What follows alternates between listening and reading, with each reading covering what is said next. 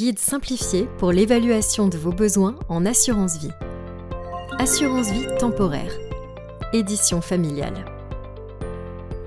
Lorsqu'il est question d'assurance vie temporaire, plusieurs personnes adoptent une approche simpliste en se disant « Je calcule le total de mes dettes et j'obtiens mon montant à couvrir. » Cette perception, bien que courante, repose sur une méthode de calcul trompeuse. Se limiter aux dettes, c'est comme essayer de construire une maison avec un plan dessiné sur une serviette en papier. Ça peut sembler pratique, mais ça ne tient pas debout longtemps. Cette approche pourrait vous conduire à souscrire une assurance vie mal adaptée, soit trop coûteuse, soit insuffisante pour répondre à vos besoins réels. L'objectif principal est de remplacer le revenu que la personne assurée contribue au foyer, afin que la famille puisse maintenir son niveau de vie malgré la perte tragique d'un proche. Il ne s'agit pas ici d'une assurance invalidité destinée à couvrir une maladie ou une blessure, mais bien d'une protection financière équilibrée, ni excessive, ni déficiente, qui soutient vos projets à long terme. Étape 1. Le montant en dollars à couvrir pour une année. Imaginons cela comme une pizza familiale. Vous prenez comme point de départ le salaire brut total de la personne, soit l'ensemble des revenus avant impôt. De ce montant, vous soustrayez les impôts pour obtenir le revenu net, c'est-à-dire ce qui est réellement disponible. Cependant, il n'est pas nécessaire de tout remplacer. Si la personne venait à décéder, certaines dépenses qui lui étaient propres disparaîtraient.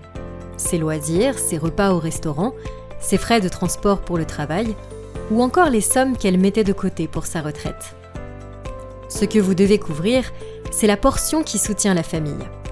Le loyer, l'épicerie, les activités des enfants.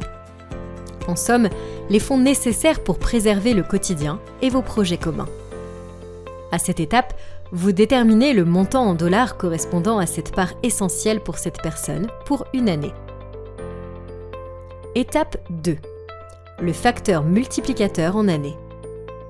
Combien d'années sont nécessaires pour que la famille puisse se rétablir financièrement? Cela dépend de votre situation particulière. Si vos enfants sont âgés de 5 et 7 ans par exemple, une période de 10 à 15 ans pourrait être envisagée pour les accompagner jusqu'à l'âge adulte. Pour une jeune famille sans projet majeur coûteux, 10 ans constitue souvent un minimum raisonnable à utiliser comme facteur dans ce calcul. Un facteur de 30 ans, en revanche, pourrait s'avérer excessif, sauf si des objectifs spécifiques le justifient. C'est à vous de définir cette période en fonction de vos besoins, avec l'aide de votre conseiller qui pourra optimiser ce choix. Ainsi, vous établissez le montant total en dollars de votre couverture. Étape 3. Le calcul final pour le montant d'assurance nécessaire en dollars.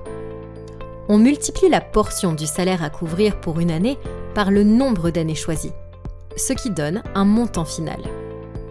Toutefois, ce chiffre demeure flexible. Votre conseiller pourra l'ajuster pour répondre précisément à vos besoins.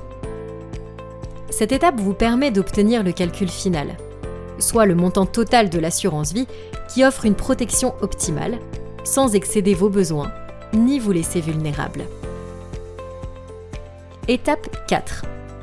Le terme de couverture en année. Maintenant, il faut choisir le terme de couverture, c'est-à-dire la durée pendant laquelle vous voulez être protégé par cette assurance. Ce terme est distinct du facteur multiplicateur utilisé pour calculer le montant en dollars. Ici, il s'agit de déterminer jusqu'à quand cette protection est nécessaire. Un jour, vos besoins diminueront. Par exemple, une fois les enfants devenus autonomes ou les dettes réglées. Choisir un terme trop long serait inutile et augmenterait vos coûts. Pour fixer ce terme, considérez combien de temps votre situation financière pourrait rester vulnérable. Prenez en compte vos économies, vos projets de vie et la croissance prévue de vos revenus. Un terme de 10, 15 ou 20 ans ou plus peut convenir. Votre conseiller pourra vous guider pour optimiser cette durée. Étape 5. La soumission pour peaufiner. Maintenant que vous avez une idée claire de comment faire ce calcul, vous pouvez demander une soumission personnalisée en ligne, avec votre montant en dollars et votre terme en années. grâce à notre formulaire simple et adapté. Le coût de la prime d'assurance entre également en ligne de compte. En analysant les soumissions obtenues, vous pourrez ajuster ce montant à la hausse ou à la baisse, selon votre budget, tout en veillant à répondre à vos priorités. Visitez courtierassuranceVie.ca et remplissez vos informations en quelques minutes pour découvrir la protection qui convient à votre famille.